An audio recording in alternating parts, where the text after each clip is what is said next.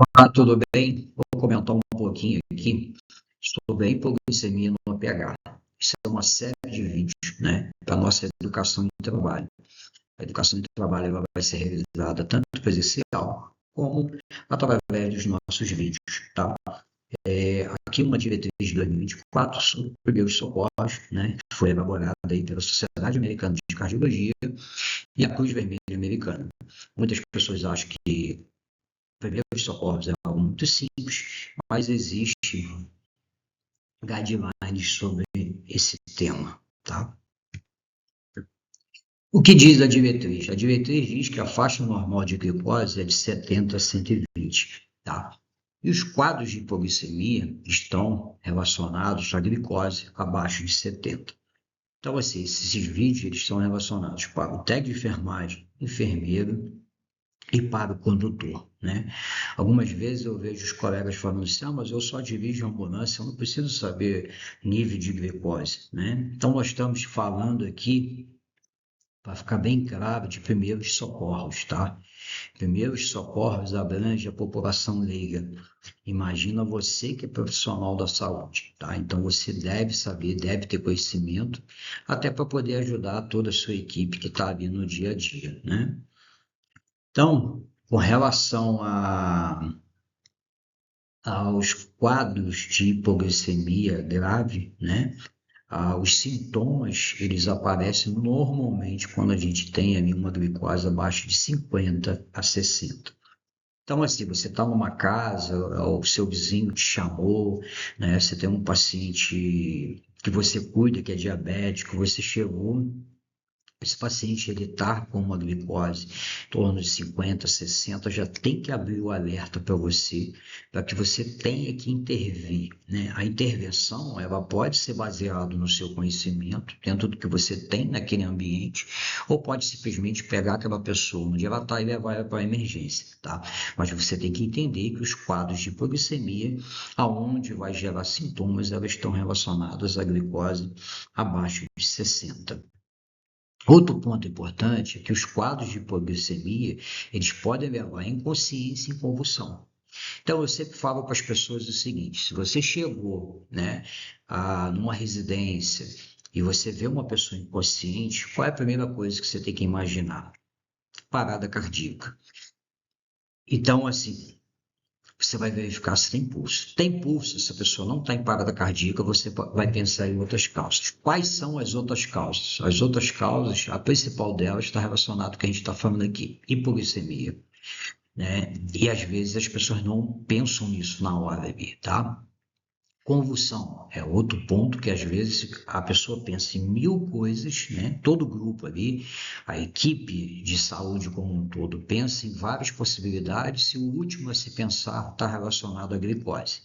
Então você tem que sempre verificar a glicose, abre o alerta para você, né?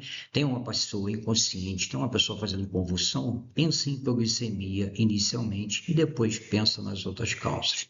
Na inconsciência, lembrar sempre que a primeira opção é a parada cardíaca, não sendo parada cardíaca, pense em hipoglicemia. Tratar a hipoglicemia grave com glicose oral em uma pessoa que não está totalmente alerta ou que não consegue engolir pode causar engasgo ou aspiração. Esse é outro ponto que você, profissional de saúde, né, pode parecer óbvio, mas o óbvio ele tem que ser dito. Nessas condições, a gente não vai dar açúcar, não vai dar bala, não vai dar fruta, né? São situações no qual você não pode fazer isso. Se você não tem recursos, né? Se você não está numa ambulância, você não tem glucagon, você não tem glicose, você está ali ajudando o seu vizinho, o que você pode fazer é pegar ele e levar ele para o hospital. Vai ser a melhor opção que você vai ter.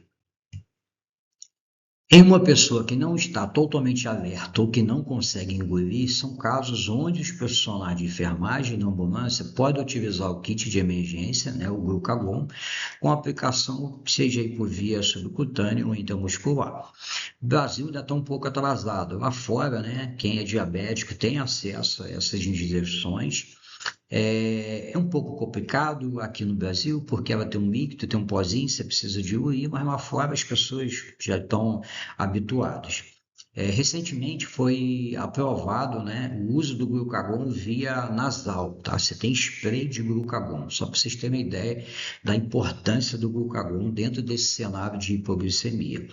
Então, aqui no Brasil, os profissionais que trabalham na ambulância, o enfermeiro, o técnico, até o próprio médico, diante de casos de hipoglicemia grave, você pode aplicar o glucagon via subcutânea ou intramuscular.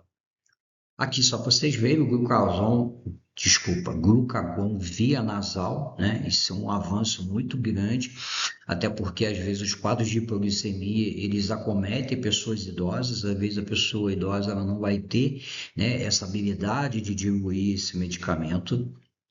Então, teve aí a aprovação do glucagon via nasal, aonde vai ajudar muito essa população diabética de uma forma geral. Onde que eu vou acondicionar, né, o glucagon? O glucagon ele é condicionado dentro dessa caixa térmica, né, no caso aqui da ambulância, seja numa emergência, para manter uma temperatura, né, solicitada pelo fabricante. Esse é um dos motivos que às vezes a gente não vê glucagon nas emergências.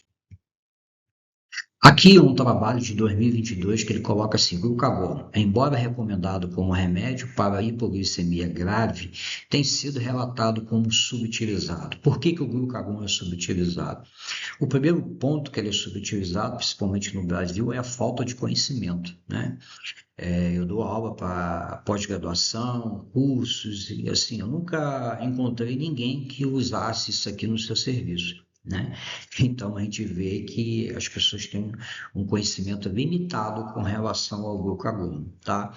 Segundo, desconhece, acha que quando você fala de glucagon, a pessoa acha que o glucagon é algo muito caro. O glucagon, ele é uma ampola que ele custa R$ 250, né? Se a gente imaginar, por exemplo, que você pegou uma pessoa inconsciente numa residência e ela não tem acesso para você fazer glicose via venosa, quais são as possibilidades que você tem de reanimar essa pessoa? Só existem duas: ou via intraósseo ou via glucagon. A via intraósseo, dispositivo intraósseo, o mais barato no Brasil é R$ 1.500.